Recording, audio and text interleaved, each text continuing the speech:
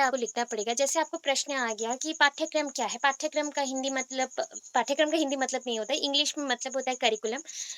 Curriculum को हिंदी में हम पाठ्यक्रम बोलते हैं। पाठ्यक्रम बोला गया है जहाँ पे आप पाठ्य के विषयों को, उसके मूल्यांकन, उसके व्यवहार के लिए जो विधि अपनाते हैं शिक्षक और शिक्षिकाएँ, और उसको, उसका महत्व क्या है, उसके साथ और क्या-क्या गुण होते हैं जो बच्चों के गुणों के लिए और गुणों के विकास के लिए वो व्यवहार किए जाते हैं, उसके बारे में यहाँ पे वर्णन किया जाता है। तो उससे पहले आप आरंभ करेंगे शिक्षा से, कि शिक्षा क्या होता है, शिक्षा क्या देता है? तो शिक्षा से आप स्टार्ट करेंगे या आरंभ करेंगे, उसके बाद आप पहले पाठ्यक्रम के विषय में बताएँगे, उसके बाद आपके सिलेबस के विषय में। तो सिलेबस बात का बात है, हम कल पढ़ेंगे उसको, परंतु आज शिक्षा के ऊपर पढ़ेंगे। शिक्षा के साथ-साथ पाठ्यक्रम का क्या रुचि है और क्या उसके अंतर्गत आती है, और पाठ्यक्रम का विषय क्या है पूरा, हम संपूर्ण उसको जानेंगे। शिक्षा के उद्देश्य को पूर्ति करने के लिए और उद्देश्य की पूर्ति करने के लिए पाठ्यक्रम ज़रूरत होती है, और पाठ्यक्रम के द्वारा ही ये संभव हो सकती है, उसके द्वारा ही ये संभव हो सकती है। शिक्षा के जो उद्देश्य होते हैं उसको हम इंग्लिश में बोलते हैं एम्स एंड ऑब्जेक्टिव्स, जिनको पता नहीं चल रहा है उनके लिए बोल रही हूँ एम्स एंड ऑब्जेक्टिव। जैसे शिक्षा आपको मतलब सर्वगुण संपन्न बनाती है और आपके व्यक्तित्व का विकास करती है। शिक्षा आपको राह दिखाती है, शिक्षा आपको आगे ले जाती है और आपके अंदर लीडरशिप कैरेक्टर का जो प्रयोजन होता है उसको निभाती है और उसको तैयार करती है। आपके अंदर बहुत सारे ऐसे विकास करती है जिससे आप संपूर्ण मानव बन जाते हो और संपूर्ण रूप से ये समाज में आप प्रवेश कर सकते हो, उसके जो कार्य होते हैं उसको सँभाल सकते हो। तो शिक्षा इतना काम करती है, उसी के जो उद्देश्य हो गए उसको पूरा करने के लिए हमारे पास क्या है? पाठ्यक्रम है। हमारे पास क्या है? आपके पाठ्यक्रम है, ठीक है? पाठ्यक्रम है। तो पाठ्यक्रम द्वारा ही ये संपूर्ण हो सकता है। अतः पाठ्यक्रम का बदलते रहना आवश्यक है और स्वाभाविक भी है। आवश्यक भी है, आवश्यकताएँ भी हैं और स्वाभाविक भी है। पाठ्यक्रम हमेशा क्या होता है ना, बोल सकते हो ये दृढ़ता नहीं रखती है। ये हमेशा अ, परिवर्तन लेके आती है, ये परिवर्तनशील है। पाठ्यक्रम हमेशा बदलती रहती है और ये परिवर्तनशील है, ये हमेशा बदलते रहेगी। पहले पाठ्यक्रम को संकुचित अर्थ में लिया जाता था और लिया जा रहा था, लेकिन वर्तमान पाठ्यक्रम को बहुत ही अधिक व्यापक रूप से लिया जा रहा है। सो आपको ऐसे भी पढ़ाया था ना, करिकुलम को संकुचित मतलब हो गया हमारा नैरो, और अगर व्यापक बोल दिया ब्रॉडर। करिकुलम को पहले या पाठ्यक्रम को पहले ना संकुचित अर्थ में लिया जाता था, छोटे से ही अर्थ में देखा जाता था, परंतु अभी के समय पे इसको व्यापक रूप से देखा जाता है। आजकल बालकों की जो फ्यूचर या भावी जीवन है, वो जो आने वाली जीवन है, उनकी उस जीवन के लिए जो तैयारी होनी चाहिए, उसके लिए पाठ्यक्रम बहुत ही महत्वपूर्ण उद्देश्य माना जाता है। पाठ्यक्रम का पूरा करना बहुत ही आवश्यक होता है। शिक्षक की दृष्टि से पाठ्यक्रम एक शिक्षा एवं साधन है, जिसका अनुसरण करके शिक्षा के लक्ष्य को प्राप्त करने का प्रयास करता है। देखो, इसका अनुकरण आप करें, अनुकरण यहाँ पे हम बोल सकते हैं शिक्षक क्या करेगा, कुछ नियम को अपनाता है शिक्षा के लक्ष्य को प्राप्त करने के लिए। जैसे कि आपके अंदर कौन सी शिक्षा का पूर्ति करनी पड़ेगी। अभी हम जो पढ़ाई करते हैं वो फॉर्मल एजुकेशन है, औपचारिक रूप से जो पढ़ रहे हो वो फॉर्मल एजुकेशन को कहा जाता है। अनौपचारिक हो गया वो इनफॉर्मल बन जाएगा। जिस समय पे आपको जो चाहिए, जैसे कि समय के अनुसार आप अगर एक क्लास में है या कक्षा में है, उस कक्षा में आपको कुछ उद्देश्य के स्वरूप में शिक्षा दान कर रही हूँ, वो शिक्षा को पूरा करने के लिए कुछ नियम को अनुसरण कर रही हूँ, तो उसको पाठ्यक्रम बोला गया। पाठ्यक्रम आपको दिशा देता है, दिशा देता है, ये एक साधन भी है जिसके द्वारा आप शिक्षा के उद्देश्य को पूरा कर सकते हो, ठीक है। पाठ्यक्रम एक दिशा एवं साधन है जिसका अनुसरण करके शिक्षा के लक्ष्य को प्राप्त किया जा सकता है और प्रयास किया जा सकता है। पाठ्यक्रम के व्यवस्थित रूप को पाठ्यक्रम की संज्ञा देते हैं। पाठ्यक्रम का जो व्यवस्थित रूप है मतलब उसको जो बनाया गया है एक सिक्वेंशियल ऑर्डर पे या फिर क्रमानुसार जो बनाया गया है वो उसका संज्ञा देता है, उसका डेफिनेशन और उसका अर्थ बनाता है, जो छात्रों की आवश्यकता की पूर्ति के लिए तैयार किया जाता है। जो आपके और छात्र के जीवन के लिए जो आवश्यक है उसको पूरा करने के लिए ये तैयार किया जाता है। इतना समझ आया? इतना समझे? अच्छा, देखो, अभी हम बोल रहे हैं विद्यालय में हम जब पढ़ाते हैं तो पहले हमें ये जानना पड़ेगा एजुकेशन का मतलब क्या है, शिक्षा का मतलब क्या है। ठीक है। विद्यालय का प्रमुख कार्य होता है बच्चों को शिक्षा दान करना, प्रदान करना और दान करना। इसको पूरा करने के लिए आप कोई भी उपाय अपना लो, ये नहीं चलेगा। अब इसको पूरा करने के लिए पाठ्यक्रम को चुना गया है। पाठ्यक्रम का नाम भी उसी अनुसार हुआ है जिस अनुसार हम बच्चों को शिक्षा दान कर सकते हैं। पाठ्यक्रम का नाम दिया गया इस अनुसार। हम क्या बोल सकते हैं, इसका कारण है हम बोलते हैं कि बच्चों को शिक्षा दान करो, उनके कार्य में आप क्या करो, सहायता करो। तो सहायता करने के लिए जो नियम का हमने पालन किया वो है आपका शिक्षा दान करने के लिए नियम। ये नियम को हमने बोल दिया पाठ्यक्रम। इसलिए पाठ्यक्रम को परिभाषित करने के लिए और करते हुए एक विद्वान ने कहा है what of education. What of education, education के लिए क्या है, एजुकेशन के लिए क्या है, ठीक है। व्हाट ऑफ एजुकेशन, यह परिभाषा बहुत ही अधिक सरल एवं स्पष्ट लगती है, परंतु इस वर्ड की व्याख्या करना तथा कोई निश्चित उत्तर प्राप्त करना बहुत ही कठिन कार्य है। वर्ड बोला गया है, क्यों होता है, क्या होता है, उसमें बहुत सारी चीजें आती हैं। हमारे जो नेशनल एजुकेशन एसोसिएशन है, नेशनल एजुकेशन एसोसिएशन है, अमेरिका के नेशनल एजुकेशन जो एसोसिएशन है, NE, नेशनल एजुकेशन बोला गया, NEA, ठीक है, NEA, अमेरिका के नेशनल एजुकेशन एसोसिएशन अपनी टिप्पणी में एक प्रकार की बोलते हैं कि टिप्पणी इस प्रकार की दिया है, विद्यालय को और विद्यालयों का जो कार्य क्या है, विद्यालयों का क्या कार्य है, का क्या कार्य है और कार्य क्या है, इस प्रश्न का उत्तर देते हुए उसका जो नियम बनाया गया, उसका जो क्रम सजाया गया, क्या बोला गया, व्हाट ऑफ एजुकेशन पहले बोला गया, अभी बोला गया विद्यालयों का कार्य क्या है। अगर कार्य जानना है, बार बार ये प्रश्न उठाया गया कि उसके ढंग के ऊपर किस अनुसार प्रश्न पूछे जाएंगे, किस अनुसार पढ़ाया जाएगा, किस अनुसार आप जो व्यवस्थित रूप से शिक्षा को दान करोगे, ऐसे जो प्रश्न आए, इस प्रश्न से पता चला कि शिक्षा का जो प्रकृति है और उसका जो आवश्यकता है, जो पीढ़ी दर पीढ़ी ये परिवर्तनशील है, मतलब आपके बच्चों को आपसे ज़्यादा अधिक कुछ चाहिए होगा, हमें हमारे पूर्वज से कुछ ज़्यादा अधिक जानना चाहिए। तो ये समाज में अगर निरंतर रूप से कुछ चाहिए तो वो होता है अधिक से अधिक ज्ञान। तो अधिक से अधिक ज्ञान प्राप्त करने के लिए शिक्षा को भी उसका रूप परिवर्तन करना पड़ता है उस अनुसार। अतः शिक्षा के उद्देश्य बदलते रहे, इसलिए पाठ्यक्रम का अर्थ भी बदलता रहा। समझ आया?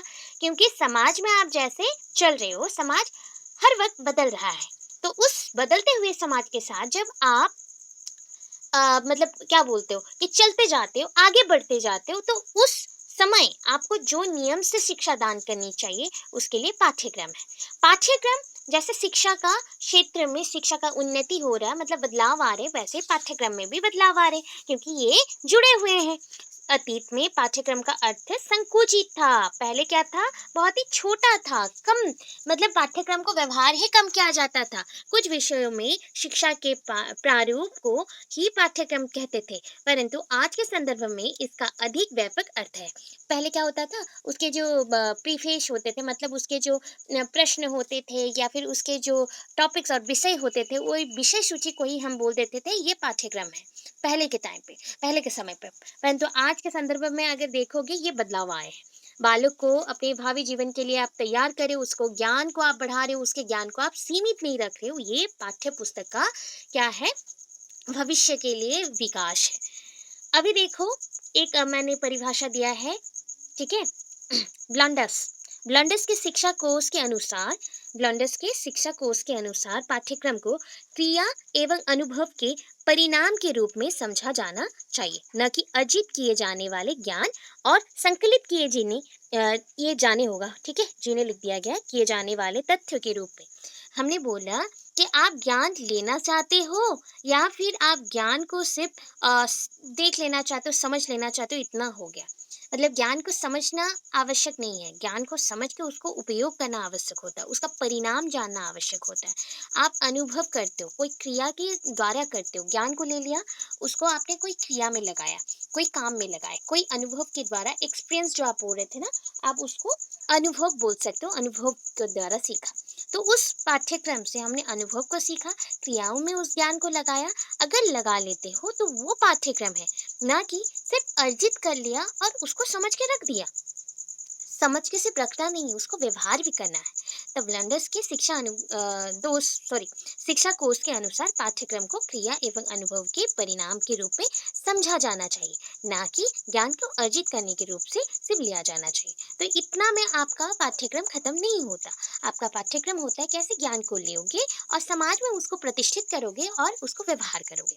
विद्यालय जीवन के अंतर्गत विविध प्रक्रिया और विविध प्रकार की जो प्रक्रियाएं हैं और प्रकार हैं, उसमें कलात्मक होता है, शारीरिक एवं बौद्धिक होता है। कलात्मक मतलब आर्टिस्टिक हो गया, जहाँ पे आप आर्ट स्किल्स सीखते हो, और शारीरिक हो गया मतलब फिजिकल, बौद्धिक हो गया आपका बोल सकते हो मोरल। तो ये सब में आपका जो पाठ्यक्रम है, पाठ्यक्रम आपके जीवन के संदर्भ में और जीवन के अंतर्गत जो आपके कलात्मक, शारीरिक, बौद्धिक अनुभव है, इसको बढ़ावा देती है। और संयुक्त में तथा प्रयोग सम्मिलित, प्रयोग बोला गया है मतलब जो भी ज्ञान लोगे उसको व्यवहार भी करोगे, तो प्रयोग सम्मिलित रहते हैं। आपका ज्ञान प्रयोग संबंधित भी होना चाहिए। अभी देखो, हर्न के अनुसार, हर्न, ठीक है, इंग्लिश में होता तो HORN था, हर्न। तो हर्न के अनुसार पाठ्यक्रम वह है जो बालकों को पढ़ाया जाता है। पाठ्यक्रम क्या है? जो बालकों को पढ़ाया जाता है। यह शांतिपूर्ण पढ़ने या सीखने से अधिक है। सिर्फ आप पढ़ लोगे या फिर सीख लोगे इतना नहीं है। इसमें उद्योग, व्यवसाय, मतलब ज्ञान उपार्जन हो गया, ज्ञानोपार्जन, अभ्यास, क्रियाएं सम्मिलित है। मतलब आप कोई कार्य करना चाहते हो उसके लिए भी, ज्ञान उपार्जन करना चाहते हो ज्ञानोपार्जन, अभ्यास करना चाहते हो प्रैक्टिस, ये सब में संयुक्त है आपका पाठ्यक्रम, जुड़ा हुआ है। ठीक है, अभी देखो और भी है जो अच्छा लग रहा है। अभी देखो जैसे यहाँ पे और भी डेफिनेशन दिया है, आपको 3 नहीं जाना है, 2 डेफिनेशन तो चल जाएगा। यहाँ पे आपने अ, और एक का मेंशन हमने किया है, जैसे कि कलाकार के हाथ में यह एक साधन है। तो इतना नहीं चाहिए, कलाकार वाला मत करो, क्योंकि वो कंगनिघन ने बोला है, तो कंगनिघन ने जो भी बोला उसको नहीं समझना है। निघन, सॉरी, कंगनिघन, तो कंगनिघन ने जो बोला है उसको नहीं समझना है, क्योंकि कलाकार हो गया या शिक्षा का वो उद्देश्य के साथ में आ जाएगा, तो उसको नहीं जानना है, चलेगा। हान का बहुत ही सहज है, और इसको आप बोल सकते हो कि ये सहज रूप से लिखा भी गया है कि पाठ्यक्रम एक बालकों के उद्देश्य को पूरा करने के लिए होता है या पढ़ाया जाता है। और ये सिर्फ सीखने में नहीं आता या शांतिपूर्ण पढ़ने में नहीं आता, ये व्यवसाय, ज्ञानोपार्जन और उद्योग में, अभ्यास में, क्रिया में सम्मिलित होती है। बस इतना जान लेना। पाठ्यक्रम शब्दावली कहाँ से आया है बताओ? अभी मुझे बोल दो, पाठ्यक्रम जो वर्ड था इंग्लिश में क्या बोलते हैं? अभी बोला था, बताओ। पाठ्यक्रम को इंग्लिश में क्या बोलते हैं? करिकुलम। करिकुलम वर्ड कहाँ से आया है बताओ? करिकुलम थोड़ा सा इंग्लिश में भी देना, यहाँ पे टोटल हिंदी हो जा रहा है, इंग्लिश में भी दोगे। ये याद है? ये याद आ रहा है? करियर, ठीक है, क्या है? CURR, career, career. तो करियर वर्ड का मतलब होता है रेस कोर्स, रेस कोर्स होता है, रेस कोर्स। अच्छा, आप जो पाठ्यक्रम को चलाते हो, क्या 1 महीना के लिए चलता है या पूरे साल के लिए? बताओ। सिर्फ 1 महीना के लिए पाठ्यक्रम चलाते हो या पूरे साल के लिए? एक पाठ्यक्रम बना पूरे साल के लिए, तो उसका एक नियम होगा। एक जैसे आरंभिक का समय होता है, अंत का भी समय होगा, तो निर्दिष्ट समय काल में जो चल रहा है उसको हम रेस कोर्स जैसा ही मान सकते हैं। जैसे एक कोर्स चल रहा है, कोर्स चल रहा है मतलब ये हो गया आपका पाठ्यक्रम। ठीक है, पाठ्यक्रम करियर वर्ड से आया, उसका मतलब हो गया रेस कोर्स, याद रखना। अभी पाठ्यक्रम की शब्दावली को देख लो, जो उसमें मुख्य शब्द है उसमें चलो। पाठ्य वस्तु, किसी विषय वस्तु का विवरण शिक्षण के लिए तैयार किया जाता है। पाठ्य वस्तु क्या है? पाठ्य वस्तु बोला गया, पाठ्य मतलब पढ़ना, पठन वस्तु बोल सकते हो, जो चीज को पढ़ाया जाता है या पढ़ा जाता है उसको। तो किसी विषय वस्तु को, किसी भी विषय वस्तु को और विषय वस्तु का अगर विवरण विवरण शिक्षण के लिए तैयार किया जाता है, उसको हम पाठ्य वस्तु बोलेंगे। जिस शिक्षक छात्र को पढ़ाते हैं, जिससे शिक्षक छात्र को पढ़ाते हैं, जैसे कि मैंने अभी एक विषय वस्तु तैयार किया है आपको पढ़ाने के लिए, तो जिसे शिक्षक छात्रों के लिए पढ़ाते हैं या छात्रों के लिए व्यवहार करते हैं उनको पढ़ाने के लिए, तो उसको पाठ्य वस्तु हम बोलेंगे। अभी नीचे आया प्रकरण, प्रकरण। तो प्रकरण में क्या है? शिक्षक अपने शिक्षण हेतु, शिक्षण मतलब टीचिंग, शिक्षक टीचर अपने टीचिंग के हेतु, मतलब शिक्षक अपने शिक्षण के हेतु जिस पाठ्यक्रम को तैयार करता है और तैयार करता और उसका आंतरिक स्वरूप विकसित करना है करता है, उस प्रकरण की संज्ञा दी जाती है। मतलब अभी देखो, प्रकरण मतलब हम बोल सकते हैं यहाँ पे हम जिस प्रकार तैयार करते हैं कोई भी चीज़ को। बोलो किस प्रकार में हम कोई भी पाठ्यक्रम को तैयार करेंगे, lesson plan, unit plan, year plan, ये सारा आपका हो गया प्रकरण में। तो शिक्षक अपने शिक्षण हेतु जिस चीज़ का पाठ्यक्रम का तैयार करता है और पाठ्यक्रम को लेता है लेसन प्लान द्वारा, पाठ्य चर्चा द्वारा और शास्त्रीय शिक्षा विश्लेषण द्वारा, तो उस हिसाब से इसको पाठ्यक्रम का प्रकरण बोला जा सकता है। अध्ययन का क्षेत्र, कहाँ-कहाँ आप इसको व्यवहार कर सकते हो? हर एक जगह आप व्यवहार कर सकते हो, जो भी आपके शैक्षिक क्षेत्र है उसमें आप व्यवहार कर सकते हो।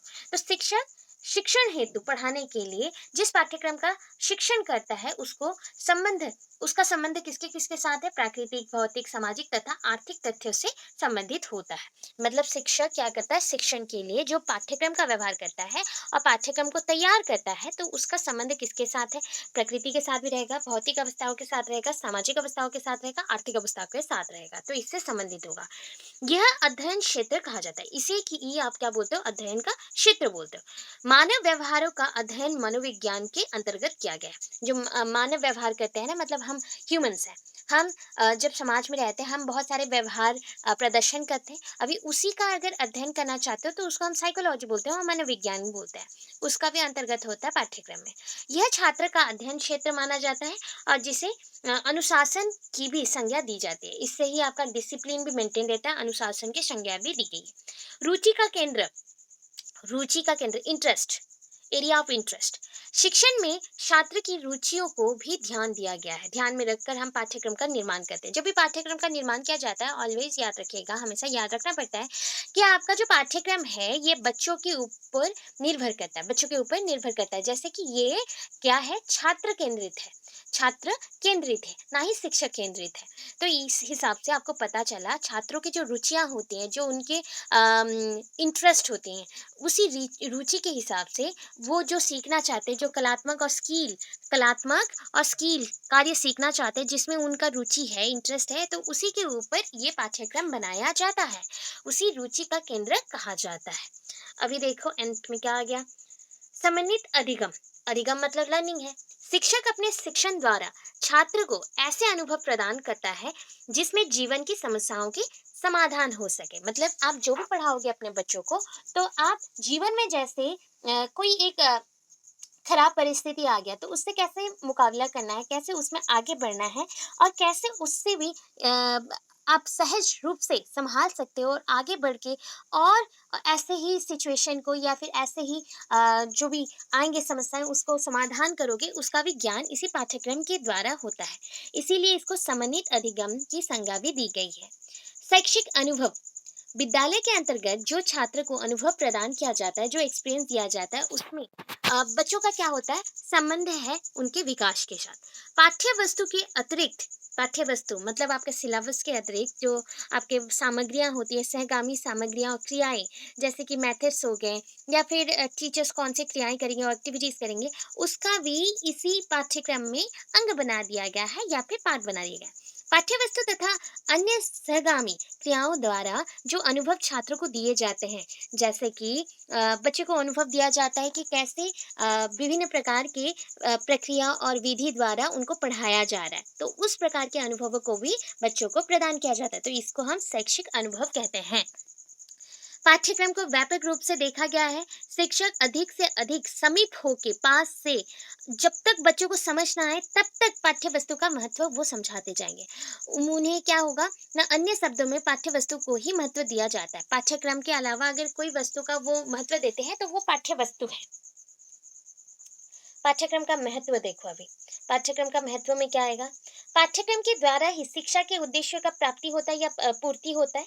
शिक्षा में हम बच्चों को नियोजित कर सकते हैं, तो इसीलिए पाठ्यक्रम का भी नियोजन आवश्यक है। इसके महत्व में और देखो, शिक्षा के उद्देश्य की प्राप्ति, शिक्षा के उद्देश्यों को प्राप्ति मतलब एजुकेशन का जो सिस्टम है, मतलब शिक्षा की जो व्यवस्था है, पाठ्यक्रम पर आधारित होती है। जब तक पाठ्यक्रम का सही नियोजन नहीं किया जाता है, जब तक पाठ्यक्रम को आप अच्छे से व्यवहार व्यवहार नहीं करते हो, शिक्षा का उद्देश्य पूरा नहीं हो सकता और उससे जो उद्देश्य प्राप्ति होनी चाहिए वो नहीं हो पाएगी। क्योंकि पाठ्यक्रम का स्वरूप शिक्षा के उद्देश्य के अनुसार निर्मित किया गया। पाठ्यक्रम का स्वरूप, पाठ्यक्रम में जो उद्देश्य पूरा होना चाहिए, वो सब जो स्वरूप है, उसका जो इमेज बोल सकते हो, वो पाठ्यक्रम के अनुसार ही बनाया गया है। कि पाठ्यक्रम को जैसे हम बनाएँगे, जैसे चलाएँगे, उसी के अम पाठ्यक्रम का स्वरूप शिक्षा के उद्देश्य के ऊपर ही होगा। शिक्षा में आप जो देना चाहते हो, जो उसका उद्देश्य है, पाठ्यक्रम के अंदर ही आप दे सकते हो। पाठ्यक्रम एक माध्यम है, साधन है, जिसके द्वारा जो शिक्षक होते हैं अधिक से अधिक दृष्टि दे सकते हैं अपने बच्चों के ऊपर और ज्ञान दे सकते हैं बच्चों को। शिक्षा प्रक्रिया का व्यवशीकरण और व्यवस्थीकरण व्यवस्थीकरण तो पाठ्यक्रम एक ऐसा लेखा-जोखा है, जिसमें यह स्पष्ट रूप से अंकित किया जाता है कि शिक्षा के किस जीवन स्तर पर विद्यालयों में कौन सी क्रियाएं की तथा कौन से विषय की शिक्षा दी जाएगी। मतलब ये नियम बनाए जाए कि आज हम ये विषय वस्तु को पढ़ेंगे, तो उसके लिए भी माध्यम अलग होगा। जैसे आज हिंदी हम पढ़ रहे हैं, तो हिंदी के लिए हमारा जो माध्यम और विधि रहेंगे वो अलग रहेंगे, गणित के लिए हमारे अलग रहेंगे, अंग्रेजी के लिए अलग रहेंगे। तो सबके लिए उसके जो विधि होते हैं वो अलग अलग होते हैं, उनकी क्रियाएं और जो आप बोलते हो एक्टिविटीज वो भी अलग अलग होती है। तो किस विषय पर शिक्षा दान किया जाएगा और शिक्षा दी जाएगी, उसके ऊपर ही निर्भर करता है कि विद्यालय में कौन सी क्रियाएं होंगी पाठ्यक्रम के अनुसार। इस प्रकार पाठ्यक्रम विद्यालय कार्यक्रम की रूपरेखा बन जाती है। मतलब आप बोलो तो ये एक फ्रेमवर्क जैसा है, एक ब्लूप्रिंट जैसा है, जो कि एक शिक्षा केंद्र में कैसा व्यवस्था लेते हुए पूरा संपूर्ण शिक्षा को हम दान कर सकते हैं बच्चों को, उसके ऊपर एक क्या बन गया ब्लूप्रिंट। और एक बोल सकते हो मानचित्र जैसे बनाते हो ना, मैप, मैप जैसा है, ये भी एक मैप जैसा है, जिसको आप व्यवहार करते हुए बच्चों को संपूर्ण शिक्षा दान कर सकते हो। क्या और कैसे ज्ञान, क्या और कैसे ज्ञान। देखो, पाठ्यक्रम अध्यापकों के लिए अत्यंत उपयोगी है। पाठ्यक्रम क्या है, अध्यापकों के लिए बहुत ही उपयोगी है। बिना इसके वे वह नहीं जान सकते कि उन्हें क्या और कितना ज्ञान बालकों को देना है। ठीक है, अगर हम लोग पाठ्यक्रम नहीं मिलेगा या फिर हमें सूचित नहीं की जाएगी, तो हम अगर जो भी पढ़ाएंगे उसका ज्ञान हम सीमित नहीं रख सकते, उसको हम और भी आगे बढ़ाते जाएँगे, असीम बन जाएगा वो। तो असीमित नहीं बनाना है, जितना देना चाहिए, जितना आपके पाठ्यक्रम में लिखित होगा, उतना ही हम देंगे। पाठ्यक्रम के आधार पर ठीक प्रकार से काम किया जा सकता है और उन्हें मालूम रहता है कि एक निश्चित अवधि के अंदर उन्हें अमुक कक्षा में कितना कार्य समाप्त करना। अमुक मतलब यहाँ पे कोई भी आप ले सकते हो, अमुक मतलब हम लोग सोच लो कोई भी एक कक्षा, कोई भी एक कक्षा में कितना कार्य करना पड़ता है, ठीक है? इतना समझना है। समझ आया इतना? यस और नो? अच्छा। समय एवं शक्ति का प्रयोग। अच्छा बताओ, आप पढ़ाई जब करवाओगे या फिर शिक्षा जब दान करोगे, तब आपका शक्ति, क्या आप मतलब शारीरिक रूप से शक्ति दिखाओगे किसी के ऊपर? नहीं। तो पाठ्यक्रम से अध्यापकों को यह ज्ञात रहता है, क्या ज्ञात रहेगा? रहता है कि उन्हें क्या सिखाना है और कितने समय तक सिखाना है और कितने समय के अंदर सिखाना है। इसी प्रकार छात्रों को भी यह ज्ञात रहता है या ज्ञान रहता है कि उन्हें क्या सीखना है और कितने समय के अंदर सीखना है। इस प्रकार शिक्षा और छात्र दोनों ही एक निश्चित अवधि के अंदर कार्य पूरा करते हैं। इससे द्वारा समय एवं शक्ति का सदुपयोग होता है। देखो, शक्ति हमें शारीरिक रूप से यहाँ पे व्यवहार करना नहीं है, हमारा शक्ति है यहाँ पे मानसिक शक्ति। हम लोग मानसिक दुर्बलता अगर देखा जाएगा, तो हम आगे नहीं बढ़ पाएंगे, ना ही कुछ सीख पाएंगे। तो उस मानसिक शक्ति को भी आपको अच्छे से रखना है और शारीरिक शक्ति को भी अंदर से रखना है, ताकि आप कम समय के अंदर, जो सटीक समय है, सटीक समय के अंदर सटीक रूप से कोई भी ज्ञान को ले सको। तो यहाँ पे शिक्षा आपको एज ए शिक्षक, मतलब हम बोल सकते हैं कि हम शिक्षक बनते हुए जो ज्ञान देंगे, आप एज ए टीचर दोगे बच्चों को, तो उसका ज्ञान ज्ञात भी आपको रहना चाहिए और बच्चों को भी ज्ञात रहना चाहिए कि वो कितने समय के अंदर कितना शिक्षा लेना चाहते हैं। अभी देखो, ज्ञान उपार्जन और ज्ञानोपार्जन। ज्ञान उपार्जन करने में पाठ्यक्रम बालकों की सहायता करता है। देखो, जैसे कि पाठ्यक्रम में बहुत सारे विषय के ऊपर सिलेबस दी। यस बोलो। नॉलेज एक्विजिशन, एक्वायर करना। अच्छा, ज्ञान उपार्जन बोला गया ना, तो यहाँ पे लर्निंग वर्ड नहीं आएगा, उपार्जन मतलब अर्निंग होता है। अर्निंग, ठीक है? अर्निंग बोलेंगे, हाँ, एक्वायर करना और अर्निंग बोल सकते हो, तो ज्ञान उपार्जन हो गया। तो ज्ञान उपार्जन करने में भी पाठ्यक्रम बालकों की सहायता करता है। ये सही है कि ज्ञान उपार्जन करना है मतलब, परंतु मनुष्य की अपनी सुविधाएँ बहुत असुविधाएँ सब कुछ है। अभी क्या है, कोई मनुष्य गणित में बहुत अच्छा है, तो कोई मनुष्य सामाजिक विषय में अच्छा है, कोई मनुष्य साहित्य में अच्छा है, तो कोई मनुष्य अपनी जितने भी विभाग हैं वो जो उसके विषय हैं उसमें बहुत अच्छा होगा। अभी सभी प्रकार का ज्ञान कहाँ से मिलेगा? जब वो सही समय पे सही ज्ञान को लेगा शिक्षक द्वारा। तो पाठ्यक्रम के अनुसार साहित्य, गणित, विज्ञान, सामाजिक विषय इत्यादि के ऊपर ज्ञान दी जाती है। विभिन्न विभागों से आपको ज्ञान मिलेगी पाठ्यक्रम की विषय के ऊपर, मतलब पाठ्यक्रम के अनुसार मिलेगी। अभी देखो चारित्रिक विकास, चारित्रिक मतलब चरित्र, कैरेक्टर डेवलपमेंट। अभी आपके अंदर बहुत सारे गुणों की विकास होगी, क्योंकि हम पाठ्यक्रम इतना पढ़ चुके हैं। तो पाठ्यक्रम से आपको पता चला कि आप अपने शक्ति को कैसे अपने अंदर ही निहित रखेंगे। किसी को आप बताएंगे नहीं कि आपकी कमजोरी क्या है, और आपको ज्ञान उपार्जन में कितना समय लगता है, और कितना चीज़ों को आप जल्दी सीख पाते हो, आप किसी को नहीं बता रहे हो। तो ये आपके ना चारित्रिक विकास है, ठीक है? आप जैसे जैसे पाठ्यक्रम के अनुसार शिक्षा ग्रहण करने लगते हो, वैसे ही आपके बातचीत पर बदलाव आती है, आपके गुणों पर बदलाव आती है, आपके मानवीय गुण मतलब मनुष्य गुण, मनुष्य जो गुण रहता है, जैसे सत्य, सेवा, त्याग, परोपकार। परोपकार मतलब क्या है बताओ?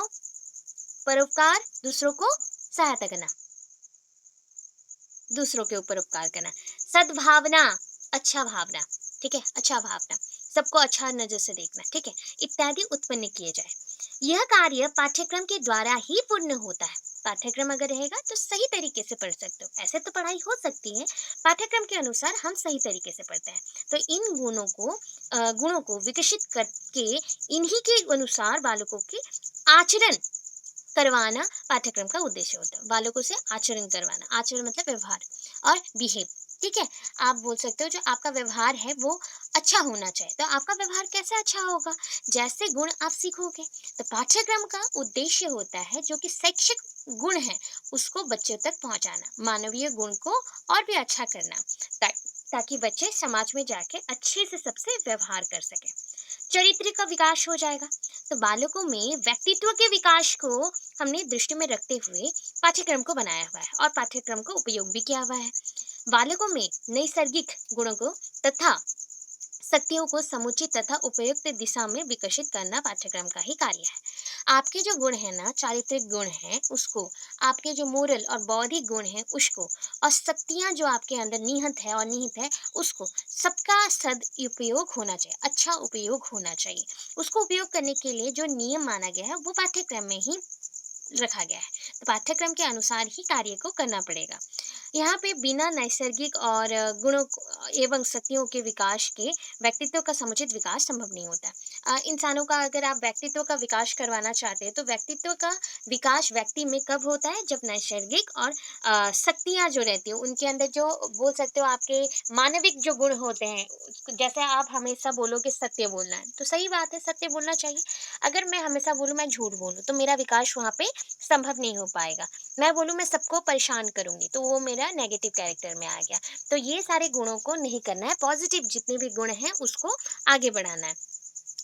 तो ये इससे क्या होगा? आपका समुचित मतलब होल पर्सनैलिटी का डेवलपमेंट हो सकता है। देखो, अभी पाठ्य पुस्तकों का निर्माण पे भी मतलब क्या है, ध्यान देना चाहिए। जब पाठ्यक्रम अच्छा होगा, तभी तो पाठ्य पुस्तक भी अच्छा बनेगा। तो पाठ्य पुस्तक पाठ्यक्रम के ऊपर निर्भर करता है या उसी आधार पर बनता है। पाठ्य पुस्तक में वही सामग्री रखी जाती है जो पाठ्यक्रम में लिखा गया हो या फिर पाठ्यक्रम के अनुकूल हो।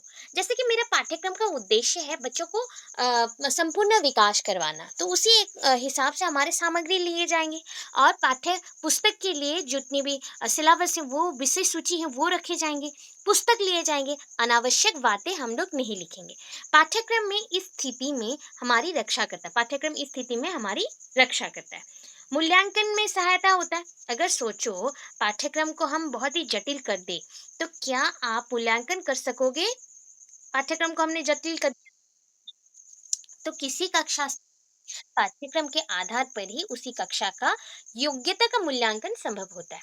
जैसे कि मैंने बोला क्लास 2 के कक्षा में आपको जाना है और बच्चों को पढ़ाना है। उसके नियम के अनुसार, उसके पाठ्यक्रम के अनुसार ही आप बच्चों को परीक्षा कर सकते हो, निरीक्षण कर सकते हो, बच्चों को मूल्यांकन कर सकते हो।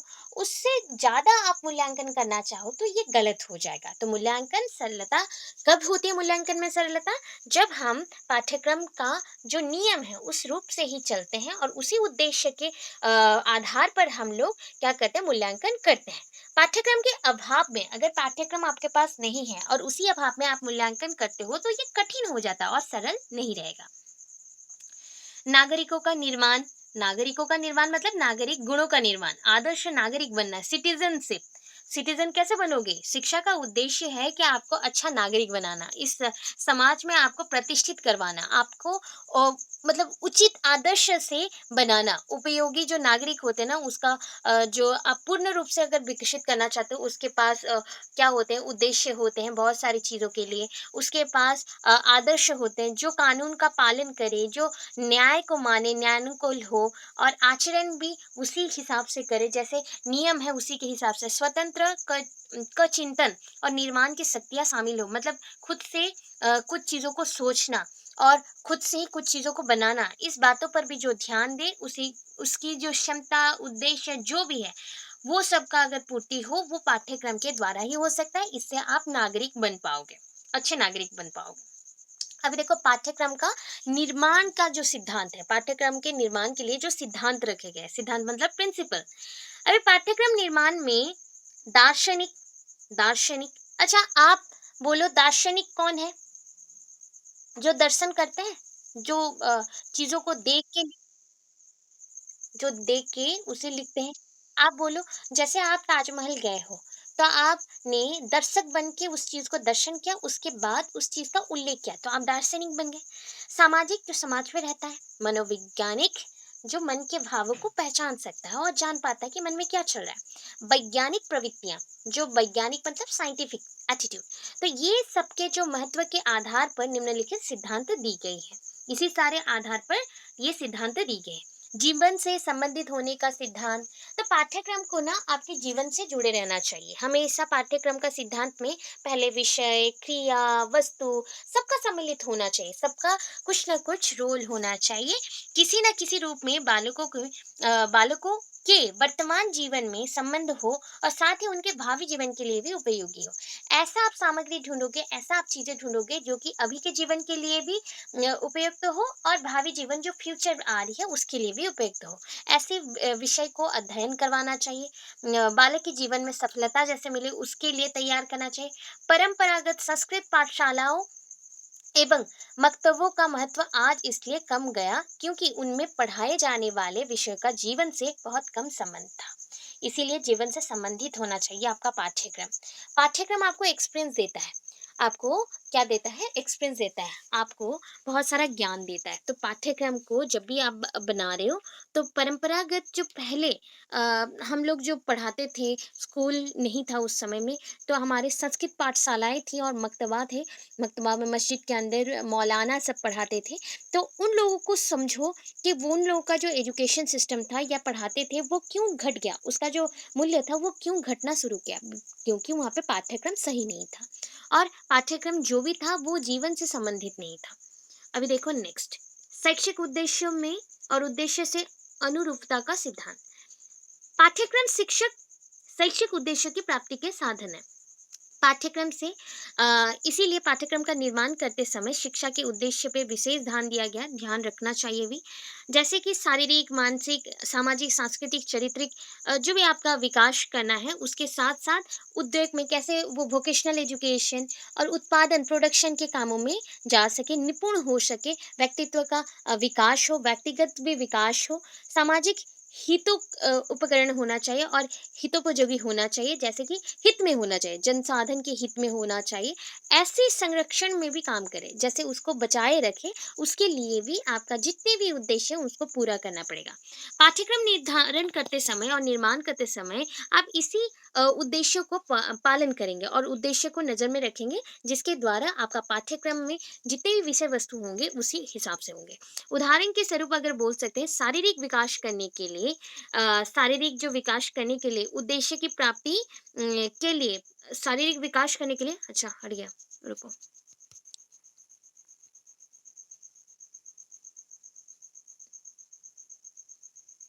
कहाँ चला गया, आ गया, देखो। हुँ।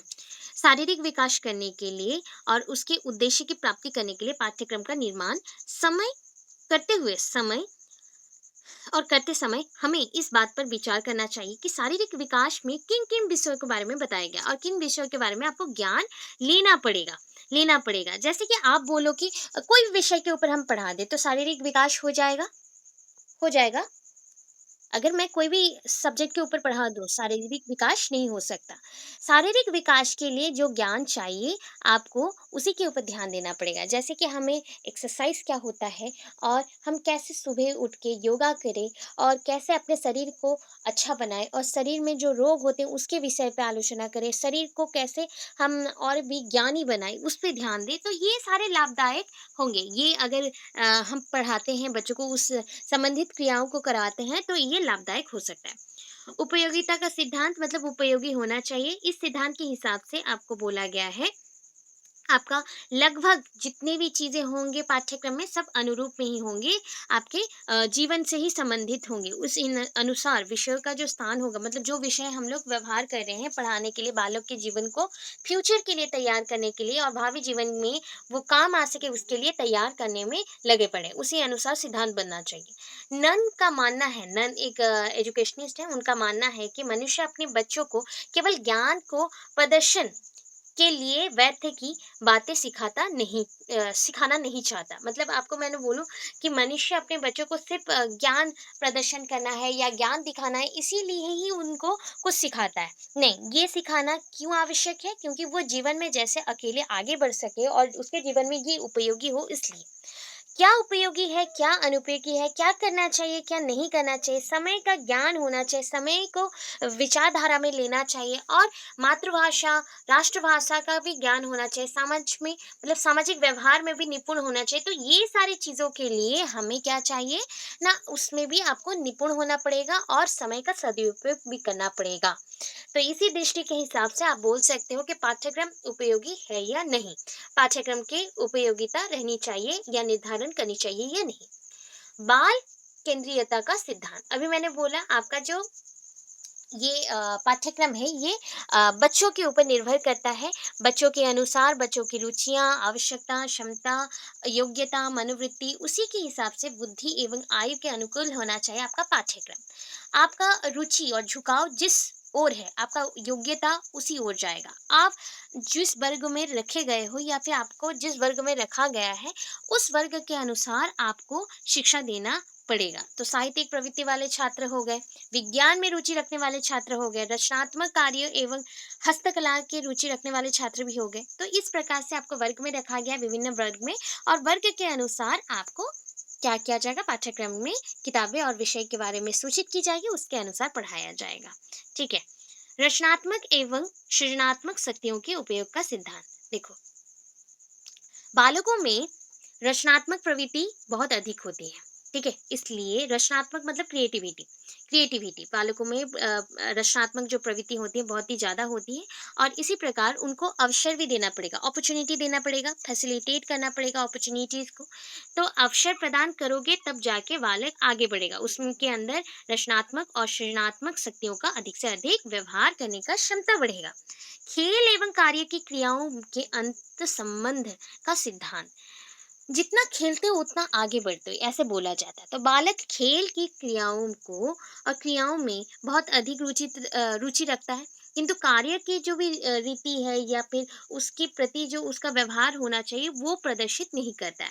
उसमें उसको आनंद अनुभूति नहीं होती है, आनंद अनुभूति होती है उसको कोई ऐसे जो बोलते हैं खेल-कूद में आनंद और अनुभूति होती है। तो पाठ्यक्रम भी इस प्रकार का होना चाहिए जो कि पढ़ने में या ज्ञान अर्जित करने में, क्रियाओं के द्वारा ज्ञान अर्जित करने में थोड़ा रुचि दिखाता हो या झुकाव दिखाता हो। इसका अर्थ है ये हुआ ज्ञान एवं इसका अर्थ ये नहीं है कि ज्ञान एवं खेल की क्रियाओं को एक जैसा समझ लिया जाए, समझ नहीं सकते हो, परंतु आप खेल के माध्यम से ज्ञान अर्जित ज़रूर कर सकते हो, उसकी तरफ आपका रुचि हो सकती है। तो संपूर्ण रूप से मान लो बच्चे जो क्रियाएँ खुद से करती हैं, उसी क्रिया से वो बहुत कुछ सीख जाती हैं, ठीक है? उनका उद्देश्य ये होना चाहिए कि ज्ञानात्मक क्रियाओं की ऐसी योजना बनाएँ जिससे खेल को और खेल के दृष्टिकोण को स्थान प्राप्त हो। ऐसे आप नॉलेज सीखने के लिए या नॉलेज लेने के लिए, ज्ञान को अर्जित करने के लिए खेलने का विधि को उपयोग कर सको या खेल को एक स्थान मिल सके, ऐसा होना चाहिए। संस्कृत एवं सभ्यता के ज्ञान का सिद्धांत पाठ्यक्रम के निर्माण के समय इस बात पर भी ध्यान रखना चाहिए कि इसमें उन विषय, वस्तु और क्रियाओं की ज़रूरत सम्मिलित किया जाए, जिसमें बालकों को अपनी संस्कृति, सभ्यता का ज्ञान प्राप्त हो। मतलब आप जो भी पाठ्यक्रम बच्चों को पढ़ा रहे हो, उसके द्वारा संस्कृति और सभ्यता के बारे में भी पता होना चाहिए। तो पाठ्यक्रम इसीलिए बहुत ही सहायक होती है और होना भी चाहिए। व्यक्तिगत विभिन्नता और भिन्नता एवं लचीलेपन का सिद्धांत मतलब फ्लेक्सिबिलिटी, आप जो चाहो वो सीख सकते हो, क्योंकि ये जो आपका पाठ्यक्रम है वो भी उतना ही लचीलापन दिखाता है। मनोविज्ञान ने यह सिद्ध कर दिया है कि प्रत्येक बालकों की रुचियां, आवश्यकताएं, क्षमताएं, योग्यताएं, मनोवृत्तियां, बुद्धि एक दूसरे से पृथक होती है, अलग होती है। इसी विशिष्ट व्यक्तित्व को विकास करने के लिए आपको पाठ्यक्रम का व्यवहार करना पड़ेगा, जो कि पाठ्यक्रम में विभिन्न और विविधता और लचीलापन का होना भी जरूरी है, क्योंकि इसी से ही पता चलता है कि बच्चे क्या सीखना चाहते हैं और किसमें रुचि रखते हैं। ठीक है। अग्रदर्शिता का सिद्धांत, आगे ले जाना। पाठ्यक्रम लीडरशिप कैरेक्टर शो करता है और उसमें जो विषय होती हैं, क्रियाएं होती हैं, कार्य होती हैं, वो सारे विषय आपको आगे ले जाने के लिए सहायता करती है। सफल जीवन के लिए, जीवन यापन के लिए आपको ये चाहिए, वस्तुओं को, विषयों को, क्रियाओं को अच्छे से सम्मिलित करना पड़ेगा पाठ्यक्रम से। बच्चों के जीवन में जैसे समस्याएं आई तो उसी अनुकूल परिस्थिति के अनुसार वो बच्चों को पाठ्यक्रम से ज्ञान दे और बच्चे उसी ज्ञान को लेते हुए आगे भी जीवन में अगर वैसे कठिनाई आई और कठिन अवस्थाएं आई उस पे काम कर सके और उसमें उसी प्रकार से व्यवहार करते हुए उससे निकल सके। तो इससे पता चला जो आपके ये जीवन अनुकूल और जीवन के परिस्थिति के अनुकूल ये होता है, आवश्यक पड़ती है। अभी देखो अनुभव की पूर्णता का सिद्धांत, अनुभव जितने भी हैं आपके पास, एक्सपीरियंस। पाठ्यक्रम के अंतर्गत मानव जाति के अनुभवों की पूर्णता निश्चित होती है, होनी चाहिए। आपका जो पाठ्यक्रम होता है वो सारे विषय पे ध्यान देता है, इसीलिए आपको अगर लगता है कि आपको आवश्यक जो अनुभव मिलना चाहिए, एक्सपीरियंस मिलना चाहिए वो नहीं मिल रहा है, अगर पाठ्यक्रम के अनुसार पढ़ रहे हो तो मानव जाति को ये ज़रूर मिलेगा। इससे आशय यह है कि पाठ्यक्रम परंपरागत ढंग से पढ़ाया जाए और जाने से जो बच्चा को देखो सैद्धांतिक सैद्धांतिक विषयों की जो आपने सिद्धांत लिया है इस विषयों पर हमें ज्ञान मिलना चाहिए और बच्चों को अनुभवों के द्वारा उनको आगे बढ़ना चाहिए, अनुभवों को व्यवहार करते हुए आगे बढ़े और विद्यालय में क्रिया करे और ज्ञान को कैसे प्राप्त करें, ये सारी चीज़ों के लिए आपका क्या रहता है, पाठ्यक्रम रहता है। पाठ्यक्रम और भी व्यवहार होते हैं प्रयोगशाला में, कक्षा कक्ष में, पुस्तकालय में, बहुत सारी जगह पे। तो संपूर्ण जीवन में पाठ्यक्रम का जो बोल सकते हो स्थिति है बहुत ही अच्छा है और ये बहुत ही ज़रूरी भी है। तो माध्यमिक शिक्षा आयोग के द्वारा ये विचार किया गया है कि पाठ्यक्रम का अर्थ केवल सैद्धांतिक सैद्धांतिक विषय से नहीं होगा, बल्कि इसमें अनुभव की संपूर्णता निहित होगी। सिर्फ आपको जितना सिद्धांत दिया गया है उसको पूर्ति करना नहीं होगा, परंतु आपको सारे एक्सपीरियंस भी इसी के द्वारा मिलेंगे और आप संपूर्णता फील करोगे या फिर आप अनुभव भी करोगे कि आप संपूर्ण हो, आपको संपूर्ण ज्ञान मिल चुकी है, आप संपूर्ण हो गए हो। तो ये भी हो गया।